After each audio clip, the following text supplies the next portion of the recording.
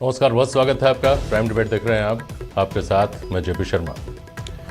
ये होली कुछ फीकी रहने वाली है। पहले कोरोना के डर का साया होली की रंगत पर मंडरा रहा था। अब 2 दिन से हो रही ओलावृष्टि ने त्यौहार का जायका खराब कर दिया है। कई जिलों के किसानों की आंखों में आंसू हैं। महीनों तक उन्होंने अपने पसीने से सींच कर जो फसल तैयार की थी उसे आसमान की बुरी नजर लग गई। अच्छी बात यह है कि सरकार ने बिना कोई देरी किए किसानों के जख्मों पर मलहम लगाया है। कल ही मुख्यमंत्री ने नुकसान की फौरन गिरदावरी कराने के निर्देश दिए थे। अशोक गहलोत वैसे भी खेती किसानी को लेकर संवेदनशील रहते हैं। इत्तेफाकन आज विधानसभा में प्रश्नकाल के दौरान किसानों के मुद्दे की ही गूंज रही। कृषक बीमा के प्रीमियम का राज्यांश जमा कराने के सवाल पर विपक्ष ने जोरदार हंगामा किया और प्रश्नकाल केवल 17 मिनट ही चल पाया। कृषि मंत्री लालचंद कटारिया ने कहा कि इस सरकार को तो पिछली सरकार के दौरान तक का प्रीमियम जमा कराना पड़ा है, तो खेती किसानी बनाम किसान बनाम राजनीति के इन तमाम पहलुओं पर आज प्राइम डिबेट में चर्चा होगी। और सवाल उठते हैं कि खेती में मौसम की मार को क्या कम किया जाना मुमकिन है?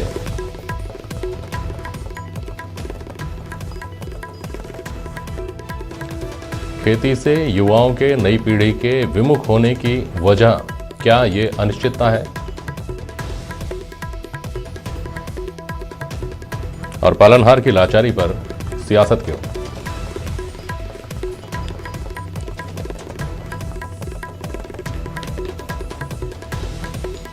हमारे साथ विधायक संयम लोढ़ा हैं, बद्री बागड़ा हैं, किसान हैं आप, बिहारी लाल बिश्नोई हैं, भाजपा विधायक, और प्रकाश भंडारी जी हैं, वरिष्ठ पत्रकार। बहुत स्वागत है आप सभी का। बिहारी जी, प्रश्नकाल में जो हुआ वो भी उसी तरह अनपेक्षित था जैसे कल से मौसम की जो मार पड़ रही है वो अनपेक्षित थी। क्या उसके पीछे तर्क हैं आपके कि इस वजह से हमको इतना हंगामा खड़ा करना पड़ा? देखिए जेपी जी, वो कतई अनपेक्षित नहीं था, क्योंकि सरकार से ये चौथा प्रश्न था जी। पहला नहीं, चौथा प्रश्न था सरकार से इसी मुद्दे पे। सरकार खरीफ की फसल में अपना राज्यांश जमा नहीं करवा पाई, सरकार रबी की फसल में अपना राज्यांश जमा नहीं करवा पाई। किसानों के साथ इतना बड़ा अहित की सरकार ने किया है, इसलिए कतई ये किसान के हित की बात थी। उसके लिए हम सदन में इसलिए आए कि किसान के हित की बात करें, और किसान के हित की बात के लिए सरकार को चेताने का काम हमारा है, और हमने हमारा काम किया। बिल्कुल ठीक है। संयम जी, आप जवाब दीजिए, फिर मैं सवाल लूंगा। इनको तो हंगामा ही करना है और कुछ करने को तो इनके पास है नहीं। 2017 का जो पैसा इनकी सरकार ने जमा नहीं कराया, 2018 का जमा नहीं कराया, वो सारा पैसा गहलोत साहब की सरकार ने जमा कराया है। अब बेवजह मैं आपको बताऊं, 2017 की जो अतिवृष्टि हुई, आदान अनुदान का पैसा 106 करोड़ रुपए खाली हमारे सिरोही जिले में आ गया था। उसमें से 82 करोड़ रुपया 2018 के में इन्होंने वापस लौटा दिया। हमने 2019 के अंदर 76,000 किसानों को आदान अनुदान का पैसा दिलाया है। तो इनका तो रिकॉर्ड पूरी तरह से खराब है। और अतिवृष्टि के मौके पर पड़ोस के गुजरात के जो बनासकांठा जिला लगता है, उसमें प्रधानमंत्री ने 1500 करोड़ रुपया दिया। वो अतिवृष्टि हमारे सिरोही जिले में भी हुई, फूटी कौड़ी नहीं दी इन्होंने। और मतलब इस तरीके के निर्माण इन्होंने किए थे। नहीं, तब तो लेकिन राज्य में भी भाजपा सरकार थी। किसमें? भारत राजस्थान में भी उस वक्त भाजपा नहीं, सरकार पर थी। केंद्र सरकार को तो गुजरात का चुनाव दिख रहा था ना। अच्छा। उन्होंने वहां तो ताबड़तोड़ बांट दिए या नहीं दिए। इधर रिकॉर्ड पे है सारी चीजें। बिहारी लाल जी, जो सदन में जवाब दिया गया उसमें जो बताया गया वो मैं कोट कर रहा हूं। वर्तमान सरकार द्वारा पिछली सरकार के कार्यकाल के दौरान के लंबित प्रीमियम का भुगतान भी किया गया है। इसके अंतर्गत खरीफ 2017, रबी 2017-18, खरीफ 2018, रबी 2018-19 के कुल बकाया राज्यांश प्रीमियम की राशि रुपए 1135 करोड़ 83 लाख का भुगतान वित्तीय वर्ष 2019-20 में किया गया है। अगर ये बात सही है, और ये बात क्यों नहीं सही होगी, ये सदन के पटल में रखी गई है, आप लोगों का तो विशेषाधिकार होता है कि आप सत्य ही सुनेंगे वहां, तो फिर सवाल तो उल्टा खड़ा होता है कि 3 साल से लंबित चल रहा था भुगतान, उसको इन्होंने क्या आकर। देखिए, दोनों बताऊंगा जवाब दूं। आदरणीय संयम जी ने जो कहा उसका, सदन में यही सरकार कहती है कि केंद्र के हिस्से का खरीफ के फसल के बीमा में 1400 करोड़ से ज्यादा का हिस्सा राशि आ चुकी थी। हमारी सरकार इसमें, राजस्थान की सरकार इसमें नाकाम रही। ये सरकार खुद अपने रिकॉर्ड से, सदन के रिकॉर्ड में कहा है। और अभी भी आज जो भी हंगामा खड़ा हुआ, आज भी चौथी बार सरकार ने ये भी माना कि हम हमारा राज्यांश जमा नहीं कर पाए। अब पीछे क्या हुआ, कह रहे पीछे तो जो आप बात कर रहे हैं अतिवृष्टि की, उस वक्त हमारी संवेदनशील मुख्यमंत्री सरकार ने सदन को बीच में रोक के सभी विधायकों को अपने अपने क्षेत्रों में भेजा जायजा लेने के लिए और वापस से सदन को आउट करके निश्चित तौर पर किसानों का मुआवजा दिया, किसानों को मदद करी है। नहीं ठीक है, पीछे की बातें छोड़ दीजिए, हम तो आज की बात कर रहे हैं। आज अभी आप सवाल क्या उठ रहे हैं, स्पेसिफिक बताइए मुझे कि केंद्र का पैसा आ गया फिर भी इन्होंने भुगतान नहीं किया। बिल्कुल यही सवाल है। तो आप बता रहे हैं 1400 करोड़ रुपए, 1135 तो आपके जमाने के, आपके टाइम के इनको देने पड़े हैं। ऐसा है, सरकारें आती है जाती है, ये हर बार यही रोना नहीं चलता रहेगा कि पिछली सरकार के, आज जैसे बजट की पहली 2 लाइनों में ये था कि 13,000 करोड़ पिछली सरकार के हम भुगत रहे, तो सरकार आपके भी पीछे आने वाली कितनी सरकारों ने भुगते होंगे, ये सतत प्रक्रिया है, उस पर आप क्यों सवाल या निशान लगाते हैं। लेकिन अभी आप खुद अपना एडमिट कर रहे हैं अपने रिकॉर्ड में कि केंद्र का राज्यांश आ गया, राज्य सरकार का हिस्सा उसमें नहीं आया, इसलिए किसानों के लिए इतनी बड़ी दिक्कत खड़ी हुई, किसान इससे महरूम रह जाएंगे, लाखों किसान। कितना तर्क ये काम करता है प्रकाश जी कि सरकारें तो बदलती रहती हैं और ये नियमित प्रोसेस है, सरकार एक निश्चित इंस्टीट्यूशन है, भले ही पार्टियां बदल जाएं उसमें।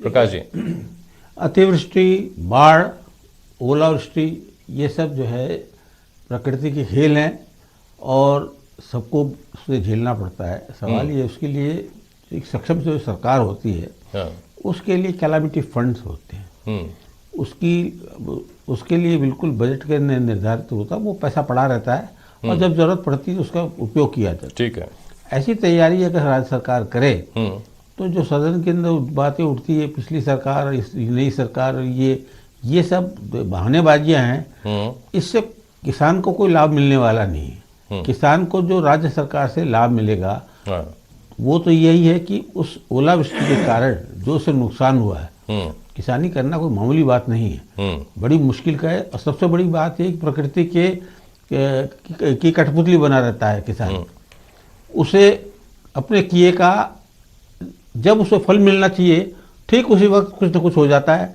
मौसमी अतिवृष्टि हो जाती है, कभी ओलावृष्टि हो जाती है।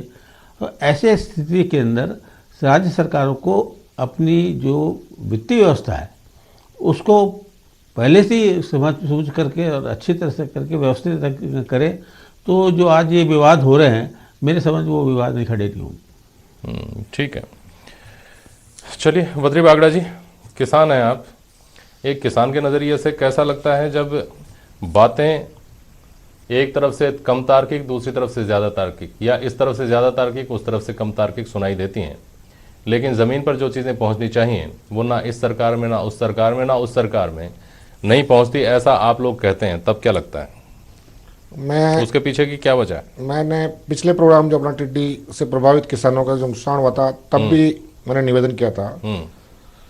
इसी के साथ मैं माननीय मुख्यमंत्री जी का आभार प्रकट करना चाहूँगा कि उन्होंने तुरंत गिरदावरी का आदेश दिए। गिरदावरी के आदेश के साथ ही मतलब तुरंत राहत किसान को क्या मिले, इस टाइम वर्तमान तुरंत राहत देने की आवश्यकता है। उसमें चाहे बिजली के बिल हो, चाहे किसान फसली ऋण हो, वो तुरंत जहाँ जहाँ गिरदावरी, जहाँ जहाँ जिस क्षेत्र में, जिस गांव में, जिस खेत में नुकसान हुआ किसान का, वो तुरंत माफ होना चाहिए। और मैंने पिछली बार भी कहा था कि पंचायत स्तर पे इस आपदा के लिए पहली बात तो ये राष्ट्रीय आपदा घोषित होनी चाहिए, चाहे वो ओलावृष्टि हो, चाहे बाढ़ हो, चाहे टिड्डी का हमला हो। इसके लिए निर्धारित फंड पंचायत स्तर पे रहना चाहिए और पंचायत के साथ साथ जो एमएलए लैंड का पैसा है, जो एमपी लैंड का पैसा है, जो राज्यसभा मेंबर लैंड का पैसा है, उसमें से इनके लिए निर्धारित किया जाना चाहिए। एमपी लैंड, एमएलए लैंड और राज्यसभा मेंबर का जो पैसा लगता है वो करीब करीब विकास कार्य सब जगह राज्य सरकार और सेंट्रल गवर्नमेंट कराती जा रही है। वित्तीय व्यवस्था उनका एक निर्धारण पंचायत स्तर पे रहना चाहिए कि एमपी लैंड से इतना पैसा राष्ट्रीय आपदा कोष में जाएगा, एमपी लैंड का इतना जाएगा और राज्यसभा मेंबर का इतना जाएगा। सरकारों के पास वित्तीय स्थिति कहने की बातें अलग है और करने की बातें अलग है। आज की जो आवश्यकता किसान की है वो बातें करने की नहीं है, झगड़ा करने की नहीं है, आरोप प्रत्यारोप की नहीं है। तो तुरंत राहत किसान के बच्चे को और किसान के बेटे को कैसे मिले, किसानों को कैसे मिले। आज जो दशा किसान की होती जा रही है, युवा पीढ़ी क्यों किसानी से हट रहा है। किसानी के लिए बातें सब करते हैं हम, लेकिन किसान के साथ होना क्या चाहिए धरातल पे कोई अमल करने की तैयारी नहीं कर रहा है। मैं राजनीति के लोगों, राजनीतिक दल से भी अपेक्षा करता हूं, चाहे वो बीजेपी हो चाहे कांग्रेस हो, आपको सामूहिक आपके संगठन बने हुए हैं, चाहे वो किसान मोर्चा हो, चाहे कांग्रेस, किसान कांग्रेस हो, किसानों के साथ में आपके संगठन लग के आपको गिरदावरी करानी चाहिए। क्षेत्रीय विधायक को वहां मौजूद रहना चाहिए, एमपी को वहां मौजूद रहना चाहिए। राज्य सरकार के कैबिनेट मंत्री है उनको मॉनिटरिंग बराबर करनी चाहिए और तुरंत राहत कैसे मिले, सच्चाई से गिरदावरी हो रही है, झूठी गिरदावरी हो रही है, उसकी मॉनिटरिंग होनी चाहिए और कम से कम 15 या 20 रोज के अंदर उसको किसान को तुरंत राहत मिलनी चाहिए। जी ये संभव लगता है क्या? व्यावहारिक रूप से संभव है क्या? 15 दिन के 20 दिन के अंदर गिरदावरी कंप्लीट हो जाएगी और किसानों तक उसका मुआवजा पहुंच जाएगा? अगर सच्चे मन से करना चाहिए। एक पटवार हल्के में कितनी जिम्मेदारी है? सच्चे मन से तो अपन कैसे? एक पटवार हल्के के अंदर उसके पास पंचायत एरिया है। मैं पूरे राजस्थान में आपदा नहीं आई है, कुछ जिलों में आई है और वो ये ओलावृष्टि एक शरण से निकलती है और एक खेत छूट जाता है, एक खेत में ओलावृष्टि हो जाती है। अगर मन से चाहे आदमी अगर इसको राहत देने योग्य और सेवा के लायक समझे तो 15 दिन में राहत पहुंच सकती है। ठीक है बद्री जी, हालांकि बहुत ज्यादा गहराई में जाना हो जाएगा ये, लेकिन अभी आपने कहा कि उनके बिल माफ कर देने चाहिए। सबसे पहले उनको फौरी तौर पर जो राहत पहुंचाई जानी चाहिए वो पहुंचाएं हम। तो क्या आपका एक तरफ ये करेंगे एक खेत में हो रही है दूसरी खेत में नहीं हो रही, ऐसा भी होता है? तो फिर कैसे फौरी राहत पहुंचेगी? कैसे पता चलेगा कि इसका बिल माफ करो इसका रहने दो? मैं कहता हूं इसलिए प्रोसेस जो है वो टाइम टेकिंग है, इसमें कोई शक नहीं है। लेकिन एक बात आपने ये कनेक्शन जो है एग्रीकल्चर कुएं के हिसाब से उसी गांव में नुकसान उसी किसान के हुआ है, उस कुएं से जो सिंचाई हो रही है ठीक है, उसका कम से कम बिल माफ होना चाहिए, उसका फसली ऋण माफ होना चाहिए, उसका जो खाद बीज का पैसा सोसाइटी से लिया उसका ऋण माफ होना चाहिए।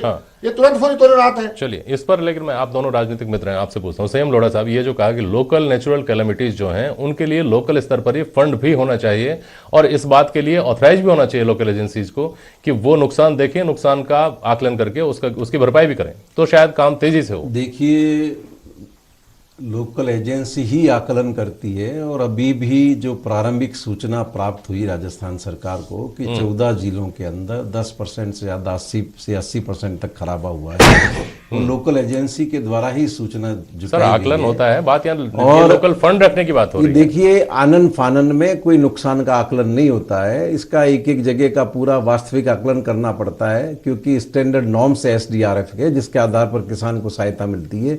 33% से अगर कम उसका खराबा हो गया तो उस दायरे में नहीं आता है। ठीक है। तो और फिर ओलावृष्टि एक ऐसी चीज है कि ये जैसे 2 दिन हुई है तो आगे भी 1-2 दिन मौसम और चल सकता है, तो पूरे नुकसान का आकलन होना चाहिए। हमारे चीफ सेक्रेटरी, रिलीफ सेक्रेटरी जिला कलेक्टर के जीवन संपर्क में है, बराबर संपर्क में है और हम राजस्थान विधानसभा भी 4 दिन के लिए स्थगित होने वाली है। सारे विधायक भी जिलों के अंदर जाएंगे, 12 तारीख को वापस विधानसभा चालू होगी। सभी विधायक वहां जानकारी कर लें कि अगर वास्तविक किसान के नुकसान को आकलन में अगर किसी तरह की कोई शिकायत आई है 12 तारीख को वापस यहाँ मंत्री जी को बता दें। अगर किसी तरह की कमी रहेगी तो जिला कलेक्टर को निर्देश देकर के वापस उस रिपोर्ट को ठीक किया जाएगा। और अभी ऐसा मानना है कि 15 से 20 तारीख के बीच में पूरी गिरदावरी रिपोर्ट आ जाएगी और SDRF के जो नॉर्म्स है उसके मुताबिक किसानों को सहायता प्रदान की जाएगी। ठीक है। बिहारी वैष्णवी जी, जो संयम जी ने कहा आकलन लोकल एजेंसी करती हैं, सिस्टम सेंट्रलाइज है, उसकी वजह से जो एक तय समय है वो लगता ही लगता है, एक न्यूनतम समय है वो लगता ही लगता है। फिर उस परिप्रेक्ष्य में अगर देखें तो ये बात आपके जमती है क्या बद्री बागड़ा ने जो कहा?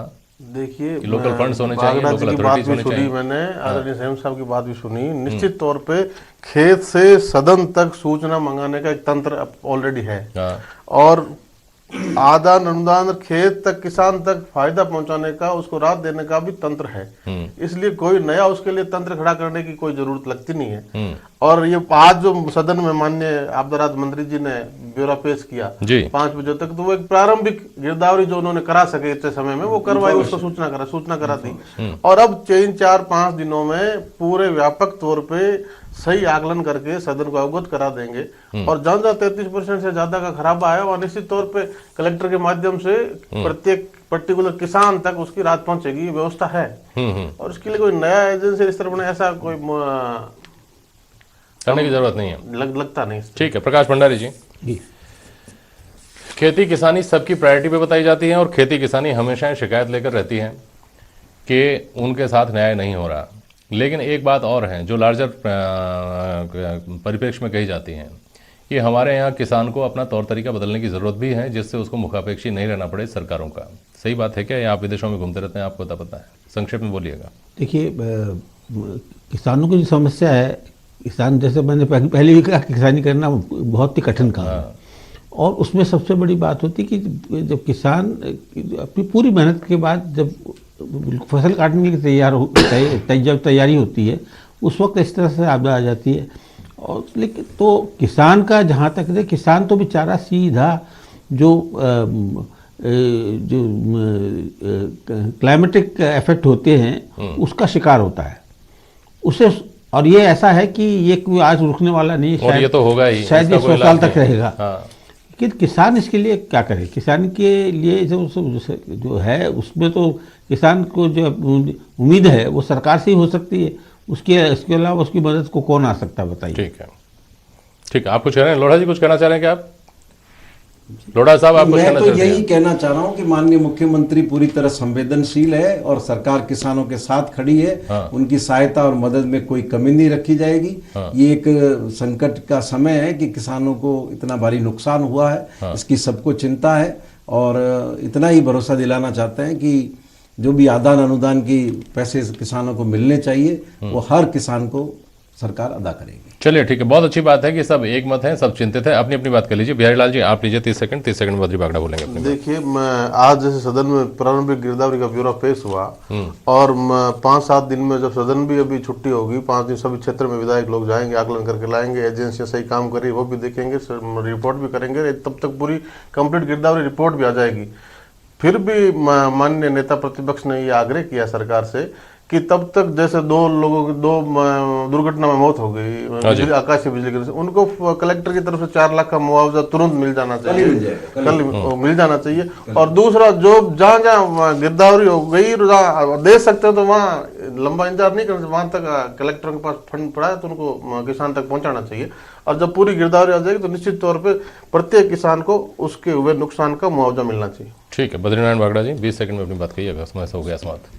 तुरंत राहत के लिए बिजली बिल और फसल ऋण जो लिया सोसाइटियों से वो तुरंत माफ होना चाहिए, ये मेरा आग्रह है, जिससे तुरंत उसको फौरी राहत तो मिले किसान को। गिरदावरी होकर जब तक जाएगा पैसा वो बिल तो बंद हो, कम से कम 4 महीने का जो फसल ये बिजली का बिल है 4-5 महीने का ये माफ हो, और फसल ऋण लिया है इस गेहूं की फसल के लिए, चने की फसल के लिए, वो टोटल माफ होना चाहिए।